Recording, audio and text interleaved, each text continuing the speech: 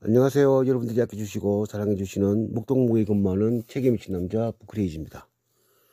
오늘은 마침 설이 지난 지 얼마 되지 않은 기간이라 우리 조상 대대로 행하고 있는 제사나 차례의 원뿔이라고 할 수 있고, 대대로 이어져 온 충성과 효도를 으뜸이라 여기는 유교적 사상들을 다듬어 책으로 엮어내고, 지금은 많이 쇠약해졌지만 아직도 우리 일상생활이나 사고에 큰 영향을 끼치고 있는 유학의 대가 공자에 대해서 이야기해 보겠습니다. 주나라의 예와 악을 정리하여 집대성한 공자는 기원전 479년에 중국 노나라에서 태어난 인물입니다. 그는 어릴 때부터 예에 밝았다고 알려져 있는데, 한 가지 설로는 중국 상나라의 왕자의 둘째 아들의 후손이라는 내용도 전해져 오고 있습니다. 그가 현세까지에도 세계 4대 성자로까지 불리게 된 것은 유교를 집대성했다는 업적보다도 인을 최초로 주장했다는 업적 때문인데요. 인은 우리가 흔히 알고 있는 사랑과 그 뜻을 같이 하는 사상으로 엄격한 신분사회 속에서 상대방에게 따뜻한 마음을 전하자는 동양적 휴머니즘이라고 할 수 있는 사상을 처음으로 주장했기 때문에 세계 4대 성자까지 되지 않았나 생각합니다. 이렇게 대단한 사상가인 공자였지만 살아온 인생은 결코 평탄치 않았는데요. 옛 왕조의 왕족 출신이라고 알려졌지만 정작 공자 본인은 태생이 그리 신통치 않았습니다.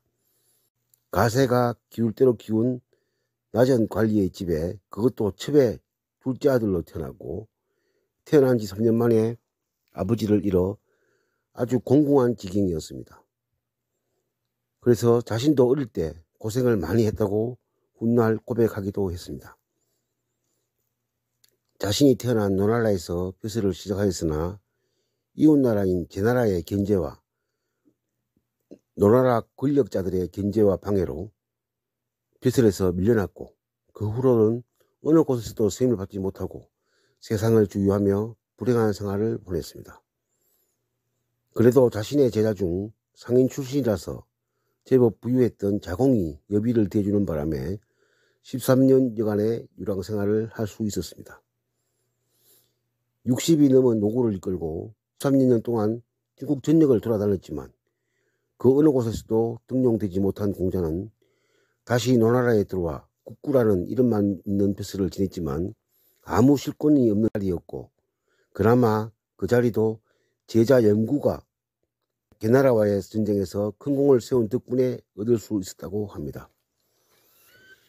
그는 춘추시대라는 난국에서 군대를 포기하고 식량을 버리는 한이 있더라도 사람다움을 지켜야 한다는 논리를 주장하였는데요. 하루가 멀다 하고 나라의 주인이 바뀌고 옆 나라의 정세를 파악하고 신경 써야 하는 그 난세에는 분명 매력적인 논리는 아니었을 것이라고 생각하지만, 많은 제자들이 나름 각 나라에서 정치적 입지를 굳히고 등용된 것을 보면 그가 자리를 잡지 못하고 방황한 이유가 그의 논리 탓만은 아니라는 생각이 듭니다. 그 긴 시간 동안 세상을 주유하던 그는 말년에 노나라에서 자신의 사상들을 집필하며 시간을 보냈는데, 자신들의 애제자들을 줄줄이 먼저 보내고 첫째 아들까지 먼저 사망하자 그는 병석에 눕게 되었고, 기원전 497년 73세의 나이로 눈을 감았습니다.